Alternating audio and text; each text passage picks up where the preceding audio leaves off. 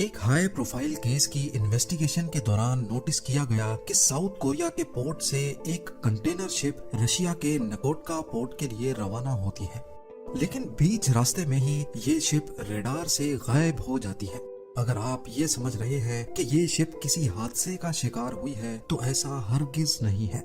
ये एक high level smuggling का केस है और इस शिप को जानबूझकर रडार से गायब करवाया गया था। ज़ेम टीवी की वीडियोस में एक बार फिर से खुशामदीद। नाजरीन, ये बात तो हम सबको मालूम है कि अमेरिका समेत कई ममालिक ने नॉर्थ कोरिया पर सैंक्शंस लगा रखी है, यानी दुनिया की ज्यादातर कंट्रीज नॉर्थ कोरिया से किसी किस्म की भी ट्रेड नहीं कर सकती।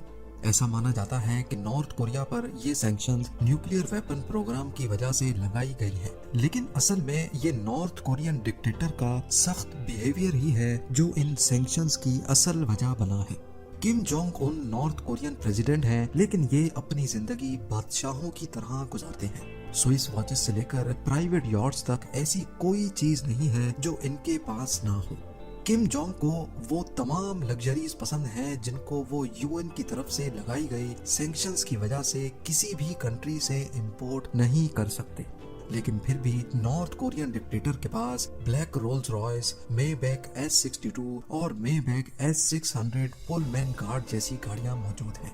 ये सब कोई मामूली लग्जरी कार्स नहीं है। इनमें बुलेट और बॉम्ब प्रूफिंग के साथ साथ वो तमाम फैसिलिटीज मौजूद हैं जो कि किसी प्रेसिडेंट की गाड़ी में होनी चाहिए।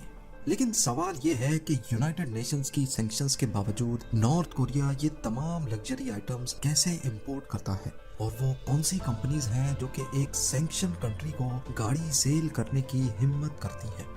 यूएन एक्सपर्ट्स और इन्वेस्टिगेटिव एजेंसी C4ADS की एक रिपोर्ट में बताया गया है कि नॉर्थ कोरिया बहुत ही ताकतवर स्मगलिंग नेटवर्क्स का इस्तेमाल करता है।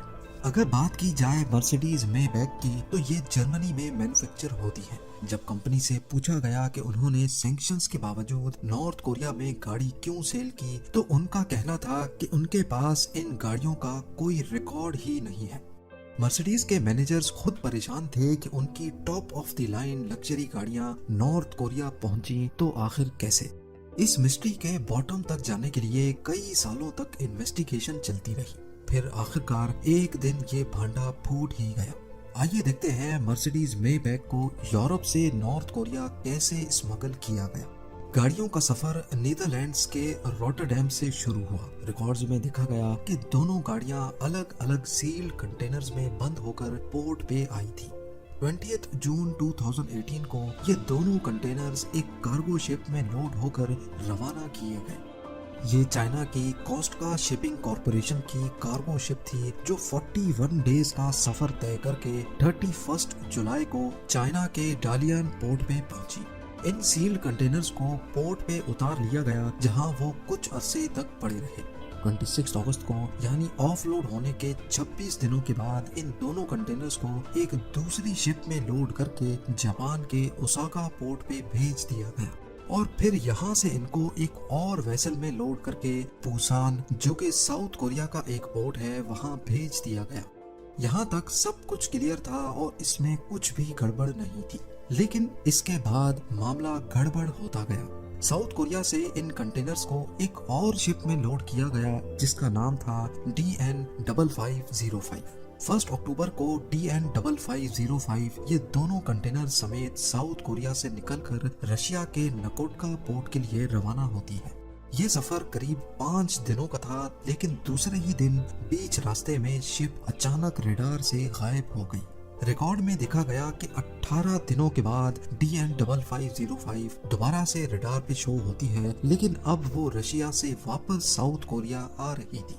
इस बार इसमें कंटेनर्स नहीं बल्कि 2500 टन कोयला लोड हो रखा था। वो कंटेनर्स कहाँ गए और आखिर जब ये शिप गायब हो गई थी तो उसके बीच में इसके साथ क्या कुछ हुआ। शिप ऑफिशियल्स ने साउथ कोरिया के कस्टम रिकॉर्ड में लिखवाया था कि वो रशिया में कंटेनर्स अनलोड करके वहां से कोयला लेके आए हैं, लेकिन रशियन पोर्ट पे DN5505 की कोई एंट्री ही मौजूद नहीं थी, यानी रशियन पोर्ट के हिसाब से ये शिप वहां गई ही नहीं।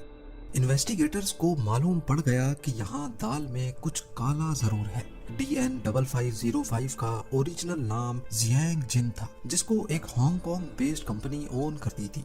लेकिन जब ये कंटेनर्स रॉटरडैम से चाइना के रास्ते में थे, एंड उस वक्त इस वेसल की ownership do Yong shipping company limited को ट्रांसफर कर दी गई, जिन्होंने इसको DN5505 का नाम दे दिया। इन्वेस्टिगेशन से मालूम पड़ा कि डू योंग शिपिंग का मालिक एक रशियन बेस्ड बिजनेसमैन है। ये कंपनी मार्शल आइलैंड्स में रजिस्टर की गई थी, लेकिन ये वेस्ट अफ्रीकन कंट्री टोगो के फ्लैग के साथ देखी गई।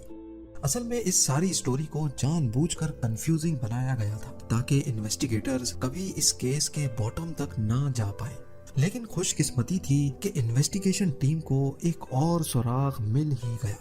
DN5505 को जिस दिन रशिया पहुंचना था, उसके 3 दिनों के बाद 7 अक्टूबर को 3 इल्यूजन 76 एयरक्राफ्ट्स ने नॉर्थ कोरिया से रशिया के शहर व्लादिवोस्टॉक में लैंड किया। और ये जहाज नॉर्थ कोरियन मिलिट्री सिर्फ तब इस्तेमाल करती है जब उनको हैवी कार्गो ट्रांसपोर्ट करना हो। इन जहाजों में रशिया से क्या लोड होकर गया, इसका रिकॉर्ड भी किसी के पास नहीं था।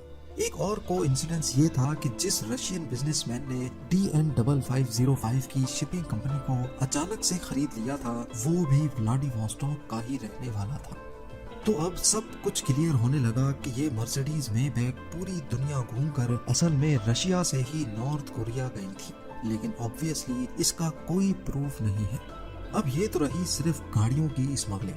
अपनी रिक्वायरमेंट्स पूरी करने के लिए नॉर्थ कोरिया ऑयल की स्मगलिंग भी ऐसे तरीके से करता है जिसकी कानों कान किसी को भी खबर नहीं पड़ती। पर एक इन्वेस्टिगेशन में प्रूफ्स के साथ ये स्मगलिंग क्रैक कर दी गई। नॉर्थ कोरिया का कहना है कि उनके पास खुद के ऑयल रिजर्व्स मौजूद हैं, लेकिन आज तक वो कोई सबूत नहीं दे पाए। दुनिया को यही लगता है कि नॉर्थ कोरिया झूठ का सहारा लेता है और ऑयल भी स्मगल ही करता है। यूनाइटेड नेशंस और न्यूयॉर्क टाइम्स की एक इन्वेस्टिगेटिव रिपोर्ट में बताया गया है कि डायमंड 8 नामी एक शिप ने कई बार नॉर्थ कोरिया विजिट किया और उसके ऑपरेशंस में बहुत गड़बड़ देखी गई। इस डायमंड 8 वेसल पे जब सैटेलाइट के जरिए नजर रखी गई तो ये 2 अलग अलग शिप से बीच समंदर में ही ऑयल लेती देखी गई। इन दोनों शिप्स का नाम एवर ग्रैंचर और सुपर स्टार था। मई 2020 को डायमंड 8 ताइवान के कोस्ट के करीब देखी गई। उसी वक्त ताइवान के पोर्ट पे सुपर स्टार नामी वेसल ऑयल लोड कर रही थी। ऑयल लोड करने के बाद इस सुपर स्टार ने डायमंड 8 को फॉलो किया। यहाँ तक तो सब कुछ रडार में शो हो रहा था। उसके बाद इंटरनेशनल वाटर्स में ये दोनों शिप्स ऐसी जगह पर गईं जहां आसमान बादलों से घिरा हुआ था। सैटेलाइट इमेज ने कुछ इस तरह का मंजर दिखाया जिसमें बादलों ने पूरा व्यू ब्लॉक कर रखा है, लेकिन बादलों के बीच में एक छोटे क्लियर पैच में देखा जा सकता है कि सुपर स्टार के बिल्कुल बराबर में डायमंड 8 खड़ी है और वो ऑयल ट्रांसफर कर रही है। इसके 3 हफ्तों के बाद डायमंड 8 ने किसी भी पोर्ट पे एंट्री नहीं की। ये सिर्फ समंदर में इधर से उधर घूमती रही।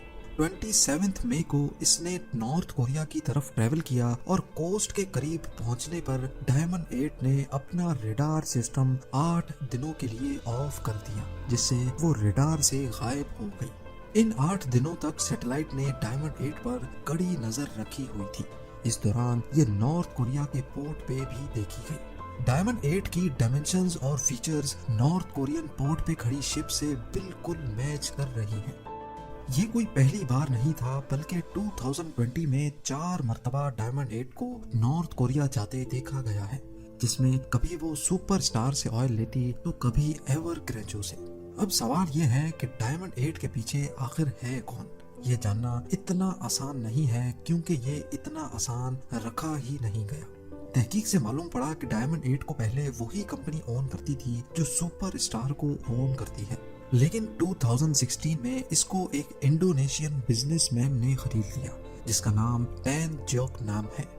टैन जोक नाम इंडोनेशिया में एक मिडिल क्लास एरिया में रहता है और उसका कहना है कि वो एक रिटायर्ड सेलर है। उसके पास इतने पैसे नहीं है कि वो $1.5 मिलियन की वेसल खरीद सके, पर रिकॉर्ड्स बताते हैं कि ये रिटायर्ड इंडोनेशियन पहले एक ऑयल वेसल पे ही जॉब करता था।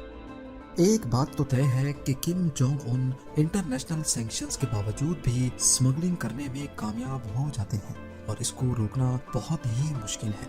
बात रही डायमंड 8 की, तो वो फरवरी 2021 में चाइना की फुजियान प्रोविंस में देखी गई, लेकिन इस बार वो नई ट्रिक आजमा रही थी। एक ऐसी ट्रिक जिससे रडार पे उसका जाली फेक नाम शो हो रहा था। उम्मीद है जेम टीवी की ये वीडियो भी आप लोग भरपूर लाइक और शेयर करेंगे।